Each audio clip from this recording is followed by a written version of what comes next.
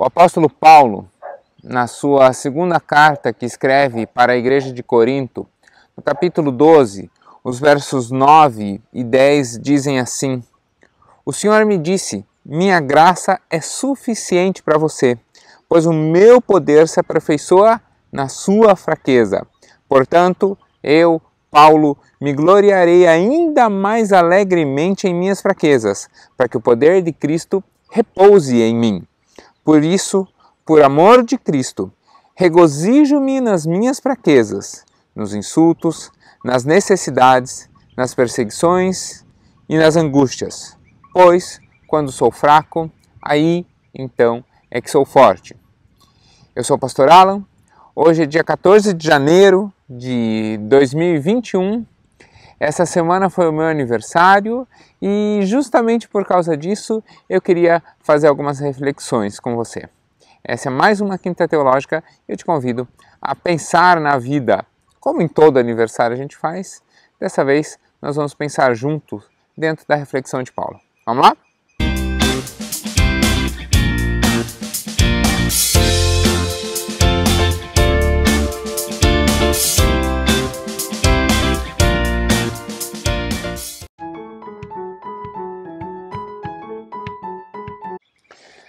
Toda quinta, aqui no Teo Legal, você tem um estudo. Nem sempre é sobre o meu aniversário, mas sempre algo que possa ser útil para o seu dia a dia, algo que possa aumentar a sua comunhão com Deus, aumentar a sua comunhão com a igreja, aumentar a sua vontade de conhecer as Escrituras.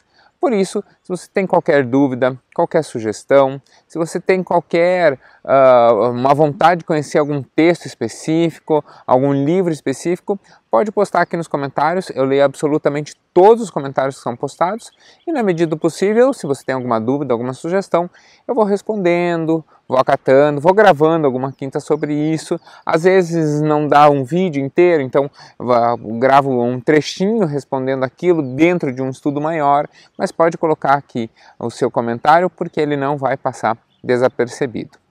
Do mesmo modo, toda terça eu leio um capítulo ou um trecho das Escrituras e vou fazendo a leitura de modo explicado. Esses são vídeos mais curtos, máximo algo em torno de 10 minutos, em que eu vou lendo e explicando a Bíblia.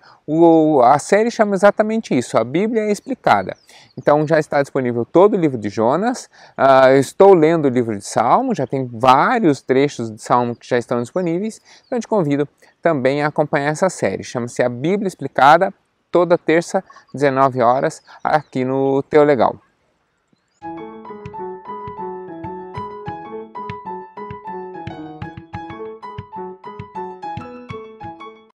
Cada vez que o nosso aniversário se aproxima, é um momento em que a gente para refletir sobre a vida.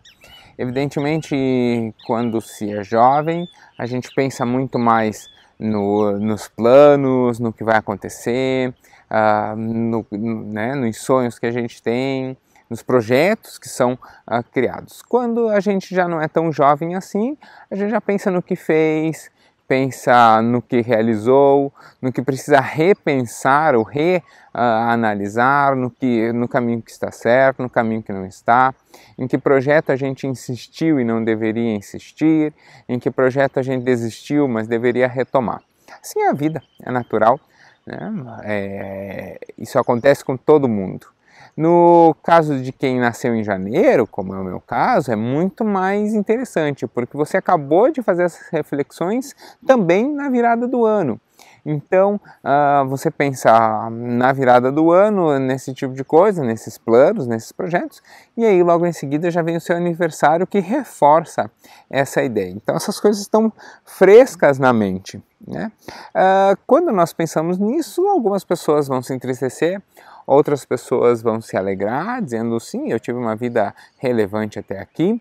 Eu já falei sobre prioridades, o vídeo já está disponível, se não me engano, 2 semanas atrás, então ele está aqui disponível, a Quinta Teológica sobre prioridades. E assim, como eu disse lá, não há vida significativa dentro de um padrão. Para alguns, a vida significativa vai ser alcançar determinado posto, vai ser alcançar determinada quantia em dinheiro, ou realizar determinada aquisição, ou conhecer determinado lugar, ou alcançar um determinado posto, título, status, ou, né, e que pode ser muitas coisas. Por exemplo, existem pessoas cuja realização é ser pai, pronto, ou ser mãe e pronto. Não há erro nenhum nisso, não há problema nenhum nisso. A profissão que a pessoa tem é simplesmente um meio dela subsistir, dela ganhar um dinheiro, né? A realização dela é ser pai ou ser mãe. Existem pessoas cuja grande realização às vezes é completar um estudo universitário, alcançar determinado título. Também não há mal nenhum nisso. A grande questão é coerência nesse tempo, né? E o aniversário, algumas datas nos fazem, como o Ano Novo, nos fazem pensar sobre isso. Então, quando nós refletimos, e aí o aniversário é muito curioso, porque o aniversário é o ano novo pessoal, né? Porque é quando você completa mais um ano. Quando nós pensamos sobre a vida, quando nós pensamos sobre determinados anseios que nós temos, quando nós pensamos nos planos em que nós estamos colocando, a grande questão está em haver a harmonia entre aquilo que se deseja e aquilo que se lutou por, né? A ideia de parar uma quinta teológica para pensar sobre isso, como nós já falamos sobre prioridades, é justamente pensar, então, sobre a nova vida que adquirimos em Cristo, quais são os grandes valores que nós podemos encontrar nessa vida, nessa nova vida que recebemos em Cristo. Eu já disse aqui uma vez, e talvez pode parecer um pouco estranha a frase, então escute toda a colocação. A Bíblia ela traz muito pouco texto de ensino. O que é isso? É um texto escrito para ensinar, né? Então, um texto escrito como um modo de ensinar, como uma lição, há muito poucos textos na Bíblia.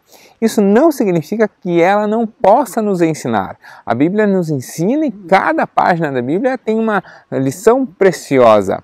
Eu acho lindo quando no finzinho do Evangelho de João, ele diz que se fosse escrever todas as lições de Cristo, nem todos os livros do mundo seriam suficientes para escrever todas as coisas que Cristo fez, né, que Jesus fez. Então, a Bíblia nos ensina em muito, mas através de um método diferente. Não através de um texto de ensino puro, mas através da vida de pessoas. Então, quando nós olhamos para a Bíblia, normalmente nós vemos a vida das pessoas relatadas ali. E a partir deste relato, nós conseguimos, então, ver qual é a vontade de Deus. Evidentemente, nem toda a vida relatada na Bíblia traz o reflexo da vontade de Deus. Exemplo bem simples. Caim, os dois primeiros filhos de Adão e Eva, né? Caim e Abel. A relação entre Caim e Abel e a relação violenta, inclusive, né, de Caim ter matado Abel, é lógico que não é a vontade de Deus, não é o modo com o qual Deus espera que seus irmãos se relacionem. Mas, mesmo sendo este um ato, né, indevido, digamos assim, ou um ato cuja vontade de Deus não está expressa ali, nós conseguimos perceber qual é a vontade de Deus, porque nós vemos a repreensão depois que Deus realiza com relação a Caim. Então veja, mesmo naqueles que descumprem a vontade de Deus, nós conseguimos depurar, nós conseguimos receber, nós conseguimos ponderar, nós conseguimos perceber a vontade de Deus. Portanto, a Bíblia não traz muitos textos de ensino, mas traz o relato da vida de pessoas. E a vida dessas pessoas, então, nós conseguimos entender e compreender a vontade de Deus através da vida dessas pessoas. Algumas pessoas especialmente no Novo Testamento, especialmente no Novo Testamento vão fazer referência aí direta a Cristo, mas em toda a Bíblia nós vemos pessoas que não estavam de acordo com a vontade de Deus, pessoas que estavam de acordo com a vontade de Deus, pessoas que durante um tempo não estiveram, depois se aproximaram, pessoas que algum tempo estiveram, depois se afastaram, né? Mas algumas pessoas do Novo Testamento nos ensinam preciosidades, dentre as quais eu queria lembrar então do texto do apóstolo Paulo, especialmente para sua carta, para sua segunda carta para a igreja de Corinto, porque ali ele faz uma reflexão bem interessante, que é a reflexão que eu acho que cabe, ou pelo menos a reflexão que eu gostaria de trazer hoje em função do meu aniversário que se passou. Meu aniversário hoje é dia 14, meu aniversário foi dia 11. Então, o apóstolo Paulo, na sua segunda carta para a igreja de Corinto, ele traz uma série de reflexões, das quais eu selecionei o capítulo 12 para analisarmos hoje, porque dali a gente tira uma lição interessante. Não apenas uma, né? Nós vamos depurar o texto aqui e vamos tirar algumas lições. Vamos lá? Então, a segunda carta à igreja de Corinto, né? 2 Coríntios 12, a partir do versículo 2, diz assim: Conheço um homem em Cristo que há 14 anos foi arrebatado ao terceiro céu. Se foi no corpo ou fora do corpo, não sei, Deus o sabe. Então veja que Paulo aqui ele começa a contar a história de um homem que ele conhece em Cristo. Né? Então, a vida de Paulo em Cristo fez ele conhecer esse determinado homem que a princípio ele não identifica. E aí ele vai contar então que esse homem que ele conhece há 14 anos, né? Então 14 anos atrás esse homem foi levado ao terceiro céu. O que é o terceiro céu? O terceiro céu é exatamente o conceito, a ideia de terceiro céu é exatamente um conceito que nós temos até hoje de terceiro céu. Se você parar para pensar, nós não usamos a expressão terceiro céu, mas nós temos perfeitamente essa ideia. É simples, veja, céu, o primeiro céu, a ideia grega de primeiro céu é esse céu que você consegue ver aqui atrás. As nuvens, a abóbada celeste azul, aqui por causa das nuvens você não está vendo o azul, mas é onde as nuvens estão, onde está a abóbada celeste, essa criação azul. O segundo céu é o firmamento, que seria onde estão as estrelas, onde estão os astros celestes, né? Então, o Sol, a Lua, os planetas, as estrelas, os cometas, aquele céu que nós conseguimos perceber à noite, esse é o segundo céu. E o terceiro céu, então, é aquele mundo espiritual, aquela estrutura espiritual, onde está a Jerusalém celestial, onde está o tabernáculo do Senhor, onde Deus mora, onde os anjos estão. Por que a ideia de céu?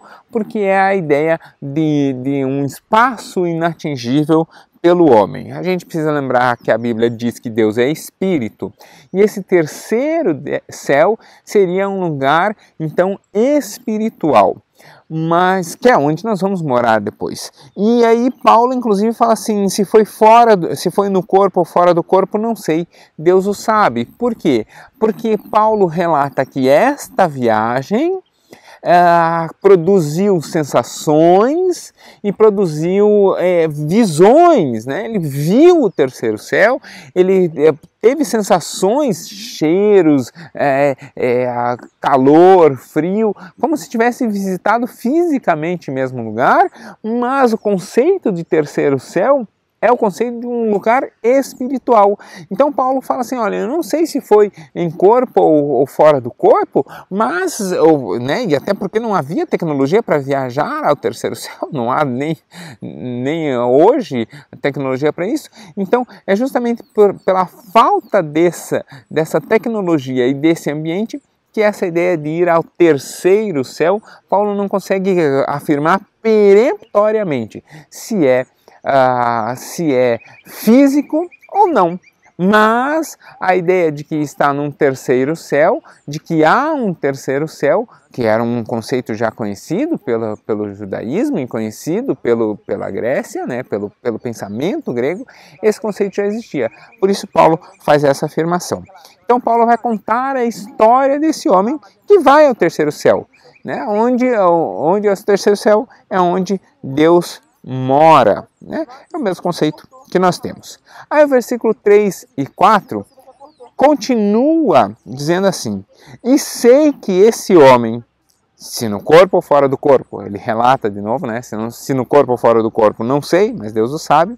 Sei que esse homem foi arrebatado ao paraíso. Então veja, quando ele diz que esse homem é arrebatado, é levado ao céu, ele está dizendo que esse homem foi à morada de Deus, ao paraíso e não ao Sheol, né? Não ao inferno, o conceito judaico de inferno, né? Então ele é levado ao paraíso e não ao inferno, ao Sheol. E aí, então ele vai dizer, e aí é lógico, né? Você conheceu alguém que foi ao céu.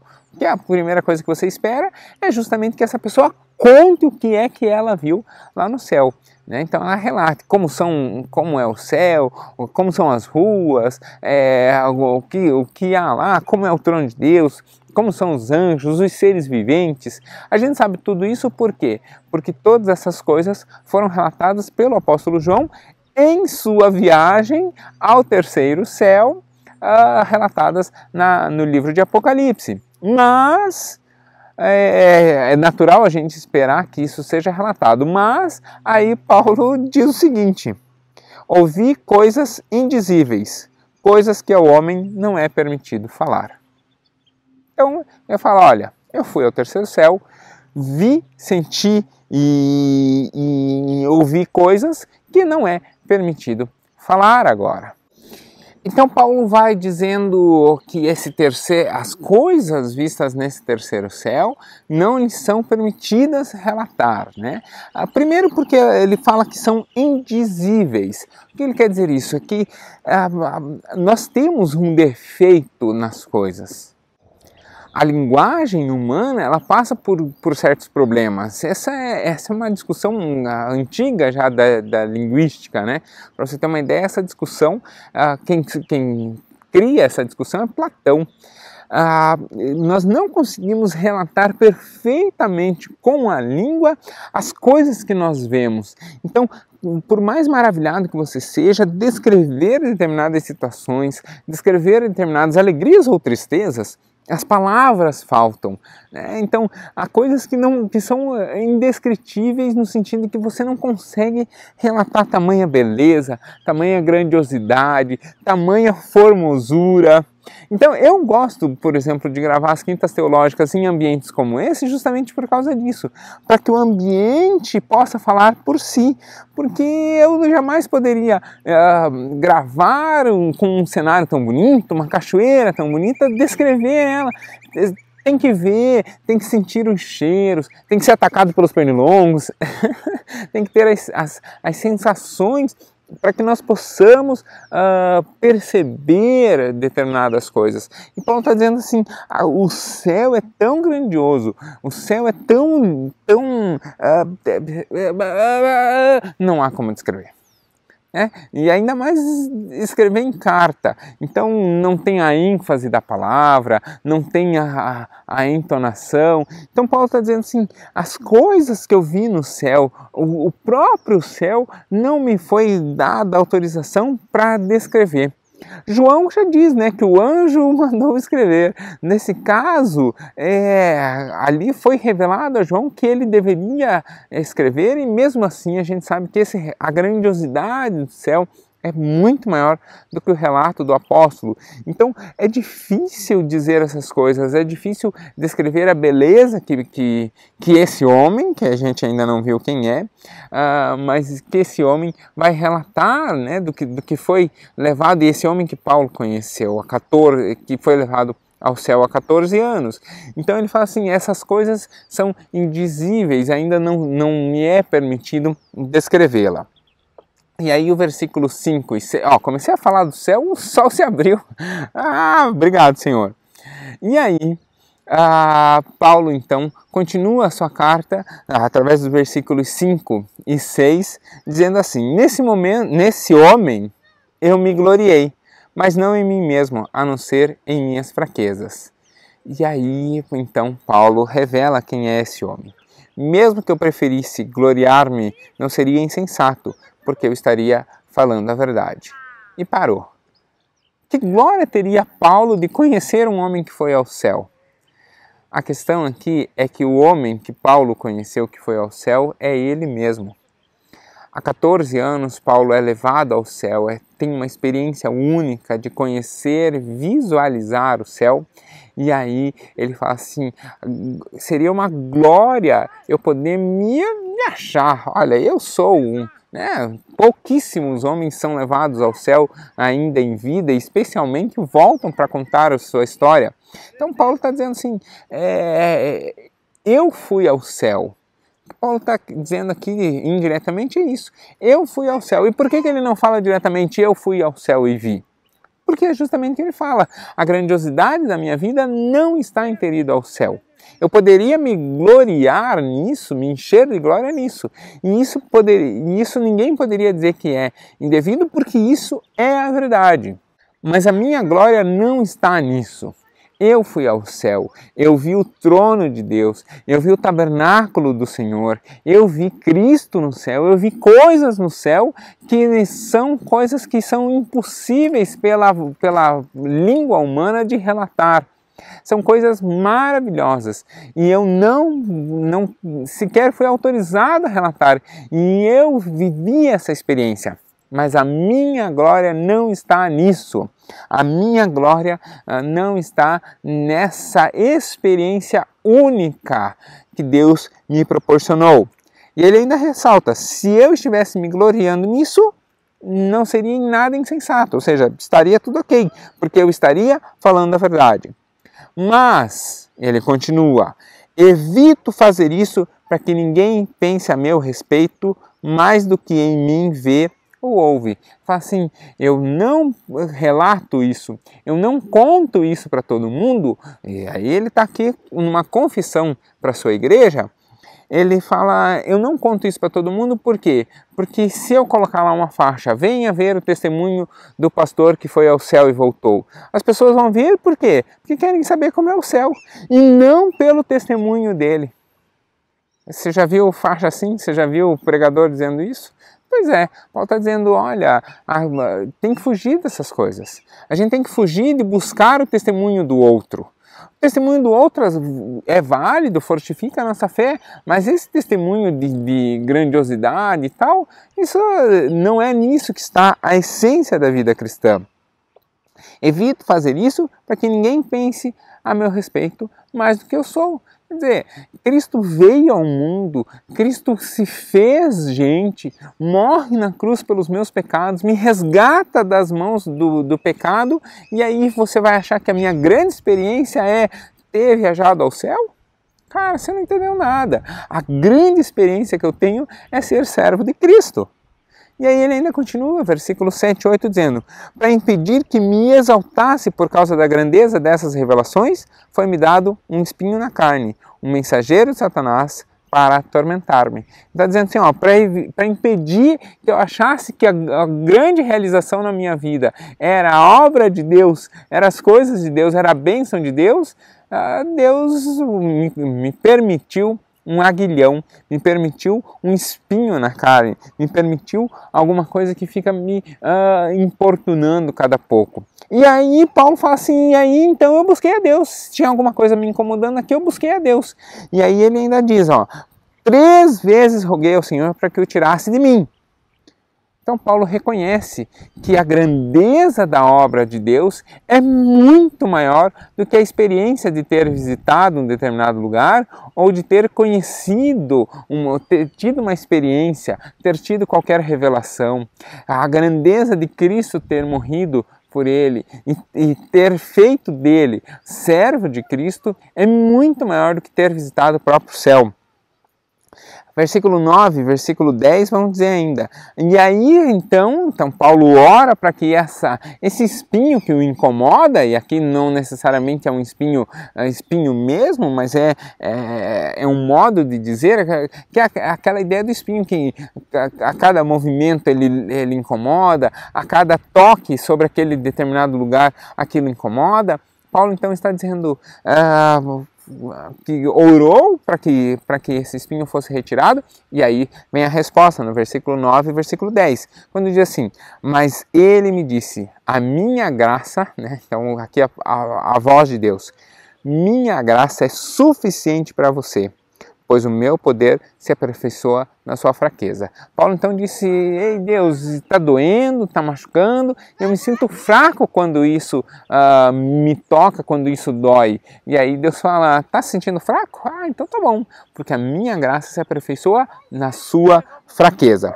Portanto, continua Paulo, eu me gloriarei ainda mais alegremente na minha fraqueza, para que o poder de Cristo repouse em mim. Então ele está dizendo assim, peraí, então se quando eu estou fraco, quando eu me diminuo, Cristo aparece ainda mais em mim, então vou me diminuir ainda mais, para que Cristo resplandeça ainda mais. Eu vou colocar o Paulo ainda mais fraco, para que Cristo apareça com ainda mais força sobre a minha vida.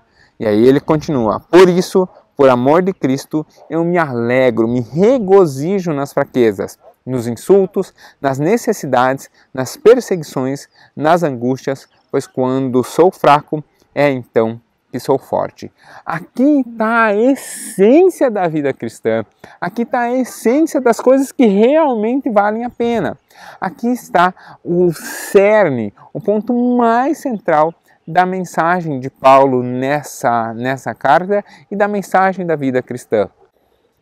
Paulo nos lembra que a morte é lucro, porque quanto mais nós apagamos a nossa pessoalidade, não a nossa personalidade, a nossa pessoalidade, quanto mais nós diminuímos as nossas próprias vontades e mais nos colocamos à disposição, mais nos colocamos em favor de Cristo, quanto mais nós dedicamos a nossa vida a Cristo, mais Deus resplandece sobre a nossa vida. E aí experiências pessoais como essa grandiosa experiência de ser levado ao terceiro céu, experiências pessoais em nada valem, ou valem muito pouco, elas são experiências pessoais.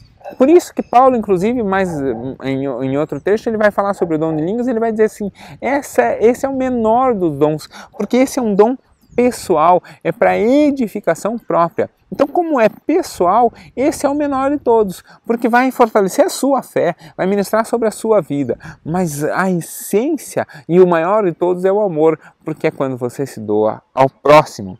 Então, Paulo aqui está dizendo, a essência é justamente essa, é ter uma experiência de Deus em que nós vamos ter revelada a nossa fraqueza, porque é na revelação da nossa fraqueza que Deus revela a sua grandiosidade. E os versículos 11 a 13 ainda diz assim, fui insensato. Então Paulo aqui ele vai continuar a sua confissão. Ele disse, eu vivi uma grande experiência e depois aprendi que a fraqueza deve ser a experiência maior. Ao mesmo tempo, então, versículos 11 a 13, ele continua relatando que fui insensato, mas vocês me obrigaram a isso. Eu devia ser recomendado por vocês, pois em nada sou inferior aos superapóstolos, embora eu nada seja. O que ele está dizendo nesse trecho é o seguinte, eu fui insensato porque eu fui arrogante com vocês. Eu fui insensato porque eu indevidamente eu fui soberbo com vocês. Eu sei que eu não sou nada, mas eu não sou nada. Cristo, a grandiosidade da minha vida é Cristo, mas mesmo eu não sendo nada, eu não sou menor do que qualquer outro apóstolo de Deus, porque eu aceitei nenhum outro apóstolo de Cristo. Por quê? Porque eu entendi a mensagem e assumi o chamado para o qual ele me chamou. as marcas de um apóstolo, que é fazer sinais, maravilhas e milagres. Essas marcas de um apóstolo eu tenho e eu as fiz para vocês. Então é isso que Paulo está dizendo. Qual é o grande ato de um apóstolo? É fazer sinais? É fazer maravilhas? É fazer milagres? Eu também faço, né? Deus também me concedeu esse direito. Eu em nada sou menor do que os outros apóstolos. Eu demonstrei para vocês com grande perseverança, ele ainda diz, né? Foram demonstrados a vocês com grande perseverança, ou seja, não foi algo pontual, foi algo constante, sinais, milagres, maravilhas, realizei na frente de vocês. Então, vocês não têm dúvida de que eu tenho as marcas do apóstolo. Em que vocês foram inferiores a outras igrejas? E aí Paulo fala assim, eu errei, porque eu fui insensato, mas vocês também erraram comigo. Em que vocês foram inferiores a outras igrejas, exceto no fato de eu nunca ter sido um peso para vocês? Me perdoem nessa ofensa. O que Paulo está dizendo aqui é que a igreja errou com ele, porque a igreja não proveu sobre a vida dele o sustento missionário. Isso vai estar em 2 Coríntios um pouquinho antes, em 2 Coríntios 10, né?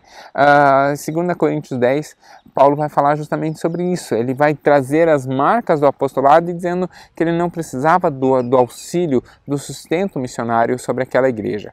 Então Paulo tira da igreja o benefício e a grandiosidade, né? A glória de sustentar os seus obreiros. Uma igreja que não sustenta os seus obreiros é uma igreja que está pecando contra o mandamento do Senhor. Por isso que é papel da igreja prover o sustento, ainda que não integral, mas prover o sustento aos seus obreiros. E aí Paulo está dizendo assim, eu errei porque eu não permiti a vocês que me auxiliassem nessa caminhada.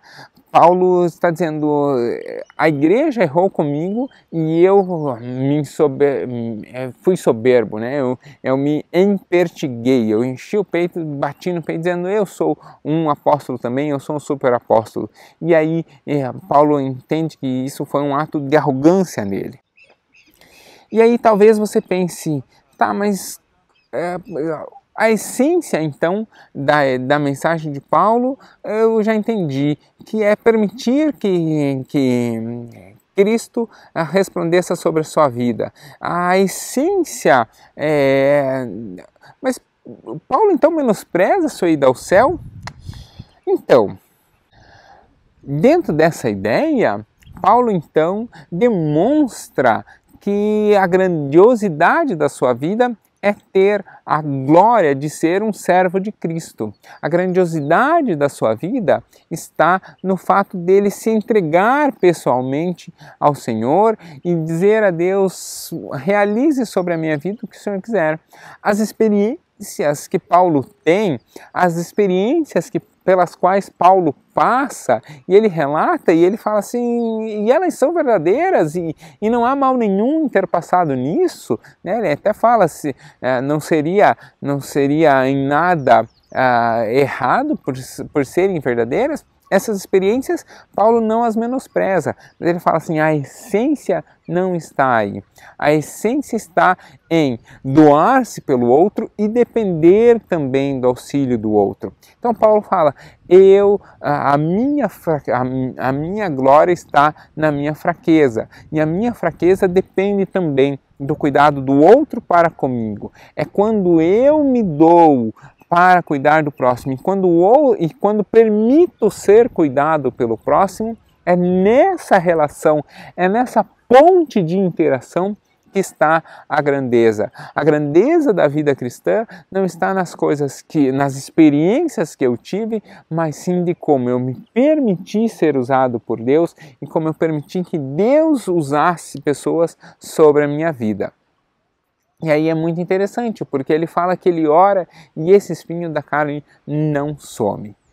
Mas eu queria terminar com um outro versículo, com um outro trecho das Escrituras, que não é nem do apóstolo Paulo, mas é de um outro apóstolo que também vai ao terceiro céu. Dessa vez ele relata, né, que é João, lá no seu livro de Apocalipse, mas nós não vamos ler o livro de Apocalipse, nós vamos ler o Evangelho de João.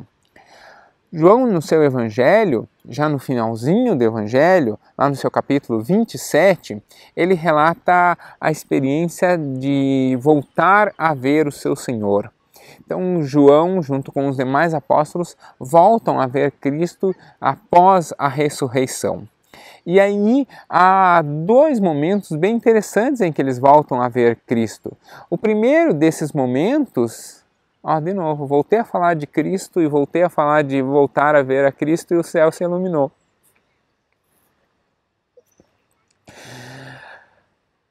Quando Cristo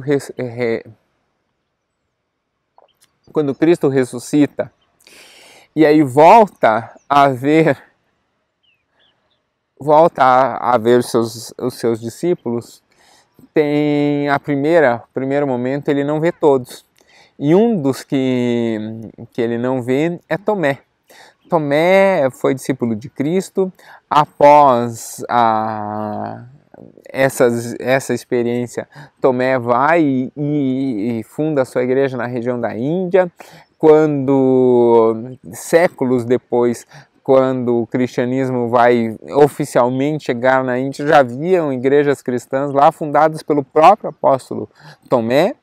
Mas Tomé, primeiro, os apóstolos contam que Cristo havia voltado num momento em que Tomé não estava ali. E Tomé fala, eu não acredito, eu só acreditarei quando as minhas mãos tocarem as chagas de Cristo e quando com o meu dedo eu enfiar onde a lança entrou, só então é que eu acreditarei que o Cristo está ressuscitado, que Cristo ressuscitou. E aí, então, há um momento em que eles se reúnem para comer, as portas estão fechadas, mas Cristo aparece ali no meio. E aí ele chega para Tomé e fala, então toque. Você não queria tocar nas chagas? Toque nas chagas. Tocou nas chagas?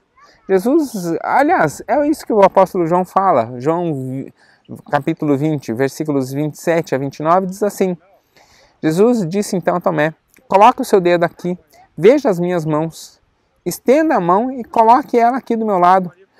Pare de duvidar e creia. Então disse Tomé, Senhor meu e Deus meu. Tomé, quando fala Senhor meu, né? Senhor em grego é Christos, Cristo meu, Deus meu, ele reconhece que aquele homem que estava ali no meio, com aquelas marcas, era efetivamente Cristo. Então Jesus disse a Tomé, porque você me viu, você creu? Felizes são os que nem me viram e creram. Duas preciosas lições. Paulo fala de um homem que vai ao terceiro céu e fala, a minha glória não está em ter ido ao terceiro céu, a minha glória está em ter um espinho na cara, em ter algo que me machuca e que eu oro a Deus e Deus responde, não vou tirar porque a minha graça te basta. Tomé precisou ver para crer e Jesus fala, muito mais feliz é quem nem sequer viu, mas mesmo assim creu. Talvez você nunca tenha ido ao terceiro céu, eu nunca fui ao terceiro céu, e nem por isso a minha fé é menor do que a fé do apóstolo Paulo ou a fé do apóstolo Tomé. Por quê? Porque Jesus disse é muito mais feliz aquele que nem sequer precisou ter uma experiência, mas mesmo assim creu. Mas ao mesmo tempo, quando eu olho para o apóstolo Paulo e especialmente quando eu olho para Jesus, você já parou para pensar nisso? Que o corpo de Jesus foi restaurado, ele estava em um corpo glorioso, mas mesmo assim as marcas ficaram, mesmo assim as cicatrizes estavam lá, e inclusive a chaga estava aberta, e eu já coloquei aqui um quadro do Caravaggio, eu vou pôr de novo esse quadro do Caravaggio mostrando a incredulidade de Tomé. Está lá a mão de Cristo com a chaga, e Tomé enfiando literalmente o dedo onde a lança entrou. Isso por quê? Porque há na história o precioso ensinamento. Deus restaurou em glória o corpo de Cristo. Cristo tem um corpo corpóreo, tanto que Tomé toca nele, né? Permite que Tomé toca o corpo, mas veja que a preciosidade aqui está, de que Deus não tirou de Paulo o espinho na carne e não tirou de Cristo as chagas. Elas talvez não doam mais, elas talvez não incomodem mais, mas são cicatrizes, são marcas que permaneceram mesmo no corpo glorioso.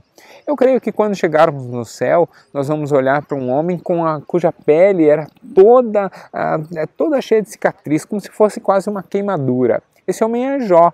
Jó teve todo o seu corpo tomado por feridas e no fim das contas era um homem riquíssimo e no fim das contas ele tinha um caco de telha para se coçar.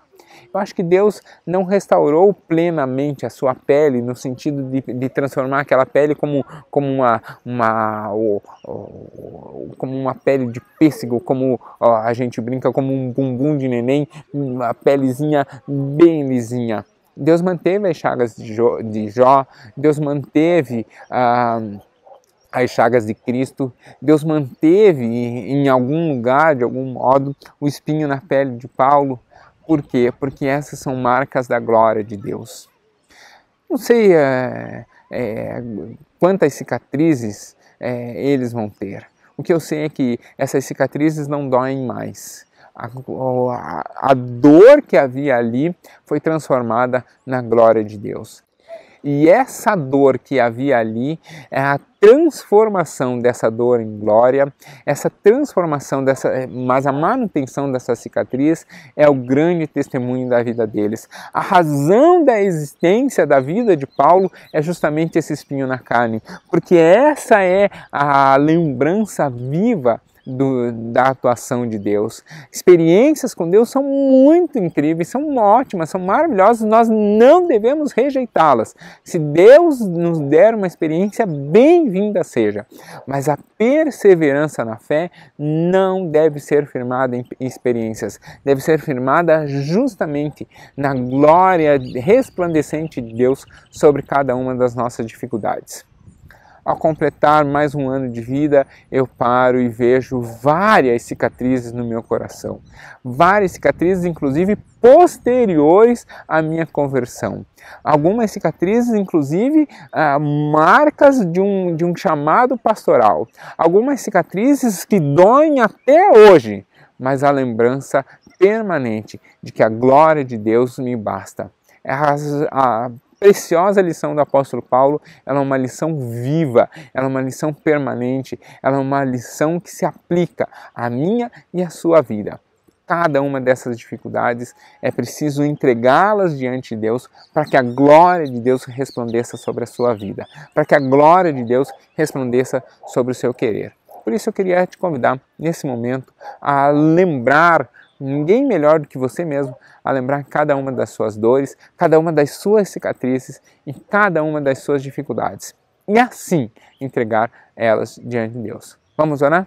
Senhor, obrigado, porque a Tua glória nos basta. Como o apóstolo Paulo nos ensinou e como o corpo de Cristo testemunhou a Tomé, cada uma das nossas cicatrizes, cada uma das nossas chagas, cada uma das nossas dificuldades, cada um dos nossos espinhos na carne, que eles possam ser usados para a Tua glória.